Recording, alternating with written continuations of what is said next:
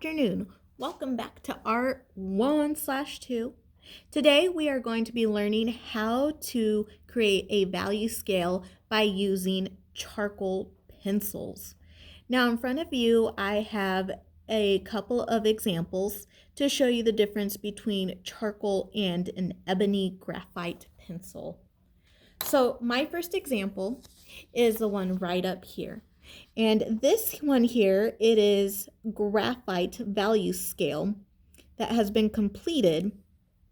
The slight difference from a graphite finish to a charcoal finish is that charcoal tends to be matte. It's not as shiny of a finish as a graphite pencil would be. Charcoal can also get some very deep, dark blacks, which is something we need when it comes to creating a very dramatic portrait, especially when it comes to the human face or even a pet's face. We also have these nice transitions that aren't as shiny of a finish as our ebony pencil is. You get some nice shine and gleamer to that. But with the charcoal pencil, you get a nice matte finish, something that's not as shiny and that will show off all the detail. So today, this is what I'm going to show you how to do. So if you have charcoal at home, you're more than welcome to use it. Some of the best charcoal to use is, especially for a starting artist, is General's charcoal pencils. You may also go to Hobby Lobby, Michael's, any of those craft stores, and use vine charcoal. That is not in a pencil form, but it is just a stick of charcoal that you can handle and kind of work with. It doesn't get nearly as dark as this guy here, but it is a very nice blending tool. We will also be using our little blender here, Tortellino's, that is used to blend value scales, anything that you want grays and in between. If you don't have any of these things at home, they can be bought online or at a craft store in a package. They're pretty cheap. They can be up to $2, just kind of depending on the brand.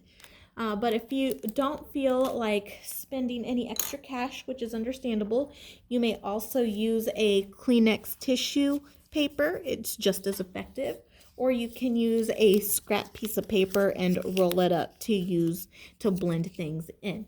The one thing we want to absolutely avoid is blending with our fingers.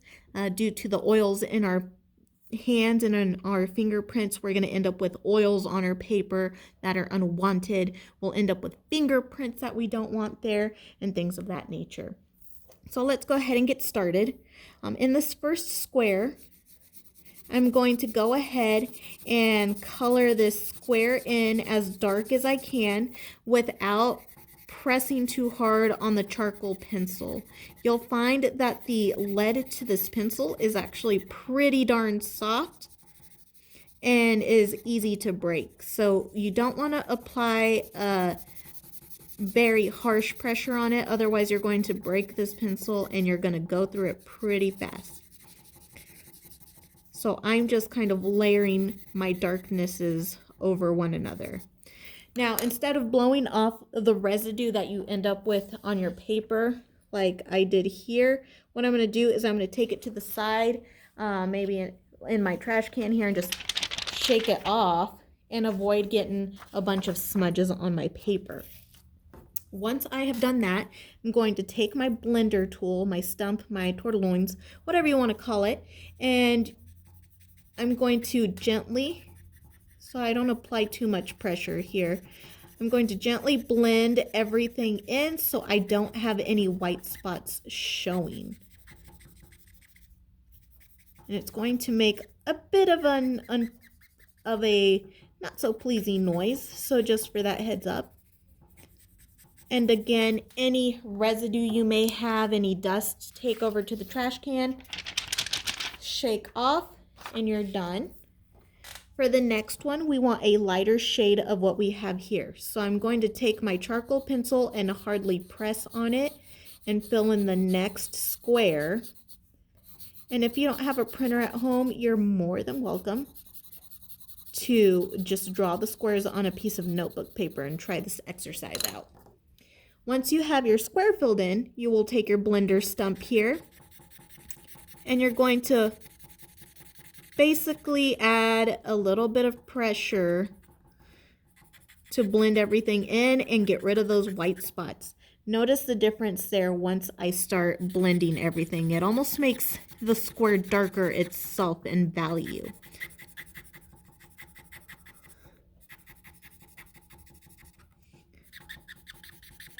All right, so this one's just a tad too light for me. I'm gonna go in and layer another bit of charcoal pencil on top here, color that in, and then go back to my blender stump to add a little more darkness to it.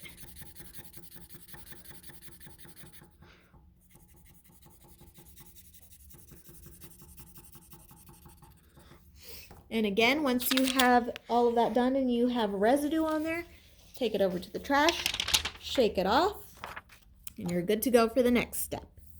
And here I'm going to continue lighter pressure here. Remember, I want to go from dark to light. And then I will take my blender tool and blend everything in.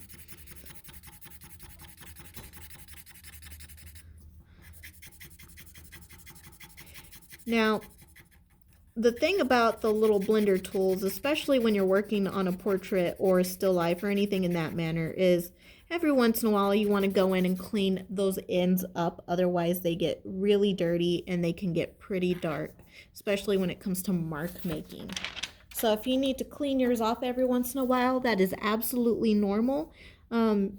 Just know that you need to pay attention to that every once in a while.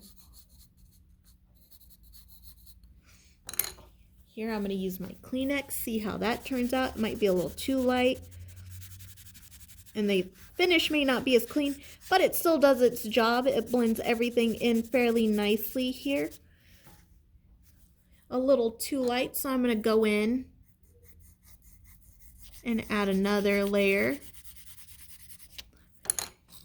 And with my tissue blender here, my homemade tissue, I'm going to go in and I'm going to blend, blend, blend.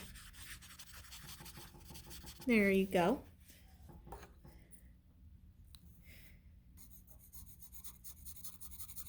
And it's just as effective if you don't have the tortillons at home to work with.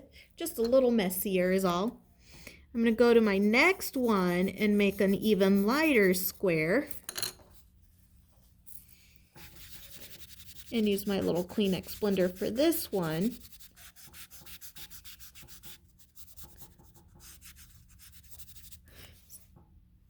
And then for my next one, I might only just use my Kleenex here to make a really light gray for my final square.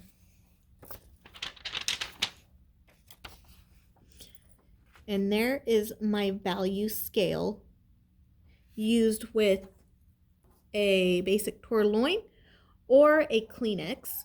As I mentioned before, you may also use scrap paper and roll it up.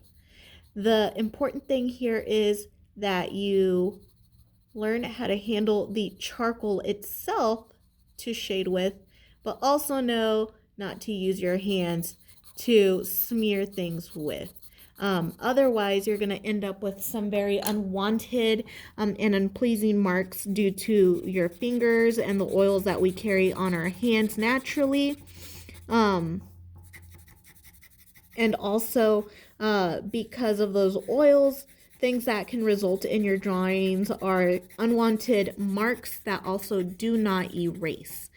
So please do avoid using your hands. They are not, although they're there, you know, as helpful tools, they're not very helpful in the blending process of our artwork.